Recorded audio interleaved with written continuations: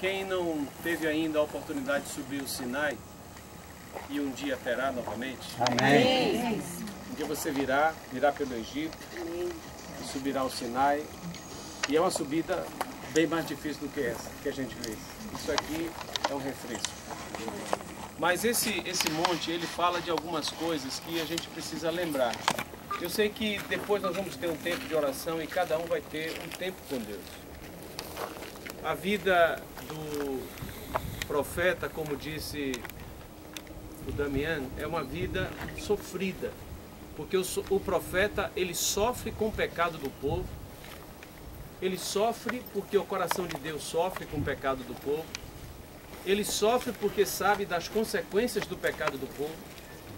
E ele sofre porque acontece o que ele temia, às vezes, com o povo, porque não se reconcilia em seu pecado. Então, todo profeta é um pouco sofredor. Um pouco ou muito, dependendo da sua relação comunitária, dependendo da sua relação com Deus e dependendo também do comportamento do povo nesse tempo. E Elias era um profeta quase que meio bipolar. Uma hora ele estava exciting, estava querendo matar todo mundo, destruir tudo, outra hora estava deprimido. E esse humor de profeta, ele precisa ser curado em nome de Jesus. Amém. O apóstolo René disse que se tem um humor profético que precisa de cura, é o humor de um profeta doente, enfermo, na alma, que não tem controle sobre as suas emoções. O coração do profeta tem que estar com Deus e não com o comportamento do povo. Um dia, Elias, chamado de perturbador de Israel, ele diz: agora, pois, manda ajuntar a mim todo Israel no Monte Carmelo. Isso está em 1 Reis 18, 19. Eu creio que todos se lembram que aqui é o lugar de uma guerra, de uma batalha espiritual. Então Carmelo fala de libertação. E Deus vai derramar uma unção de libertação sobre todos. Aleluia. Mas quantos se lembram quantos profetas de Baal tinha para enfrentar Elias? 400. Muito bem, 450. A nossa tradição, até de pequenininho, lembrava dos 400.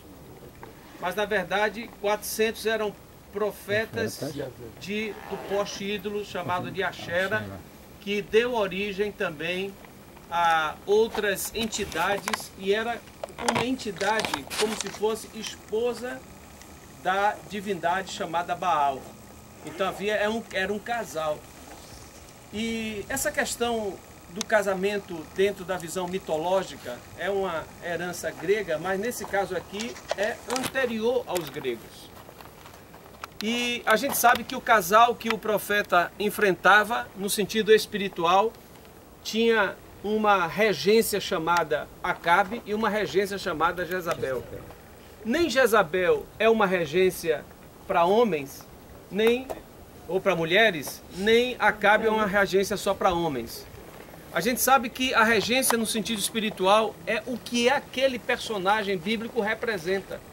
E aquele espírito que havia nele. Acabe era uma pessoa omissa, era uma pessoa negligente, era uma pessoa ausente. E eu creio que todos nós enfrentamos momentos em que nós nos sentimos meio negligentes com alguma coisa em relação ao que a gente sabe que Deus queria que a gente fizesse. Porque havia uma voz profética no reino de Acabe. Ele sabia o que Deus queria, porque a boca do profeta era a boca de Deus. Mas ele não conseguia agir dentro daquilo e se deprimia.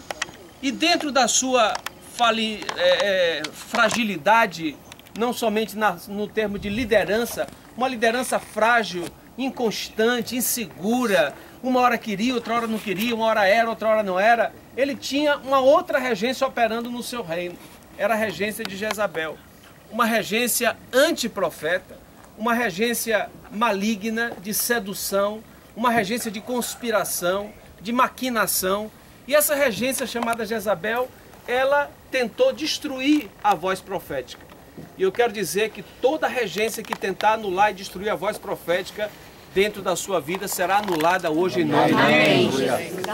A visão era que essa sedução de Jezabel, nos diz a palavra, 400 profetas do poste ídolo ou de Acera, que comem à mesa com Jezabel, eram também profetas de prostituição ou profetisas de prostituição.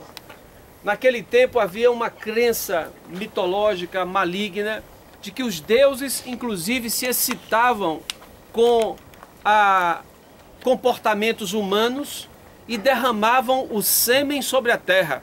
E o nome desse sêmen era a chuva. E o que estava em jogo aqui era a chuva. Então eles queriam excitar os deuses para que os deuses tivessem os seus momentos de êxtase e derramassem a terra o sêmen que era para fertilizar a terra. E essa crença, ela trazia uma prostituição institucionalizada. E a Xera era aquela regência maligna de sedução que seduzia inclusive os profetas e os faziam pecadores envolvidos no adultério, na prostituição, na sedução. O que acontece com Elias é que ele manda chamar os 850 profetas falsos e evoca a presença do Yeshua verdadeiro, do Eterno de Israel, do Yahvé. E nessa guerra, Elias extrapola numa coisa que é uma irreverência no mundo espiritual. Todo mundo sabe que em algum momento ele desperta um sentido de soberba espiritual. Eu não sei se você já viu alguém com soberba espiritual. Ele acha que ele é mais espiritual do que todo mundo, ele acha que pode mais do que todo mundo, e ele começa a tripudiar da falta de fé dos outros. E Elias começa a se comportar assim, dentro de uma chacota, e dizendo, vai, talvez ele esteja no banheiro, acorde o seu Deus. E ele desperta no mundo espiritual uma ira que se volta contra ele e que depois o atinge no momento de depressão e de enfermidade de alma. Então, o mundo espiritual, ele existe. Nós estamos aqui por uma voz espiritual. Amém. A gente precisa ter muito cuidado com aquilo que a gente brinca. A gente precisa ter muito cuidado com aquilo que a gente evoca. A gente precisa ter muito cuidado com aquilo que a gente fala, porque a nossa boca é profética. Quando a gente vem pelo Egito, um dos avisos que a gente dá é, olha, cuidado que você está em céus de murmuração. Graças a Deus a gente vem direto para Israel. Né? Há céu de prosperidade em Zurique, céus de fé em Israel, mas a gente precisa muito cuidado porque em nosso coração sempre há uma predisposição à murmuração, à chacota, à chacorrice, a coisas que são, digamos assim, irreverências no mundo espiritual.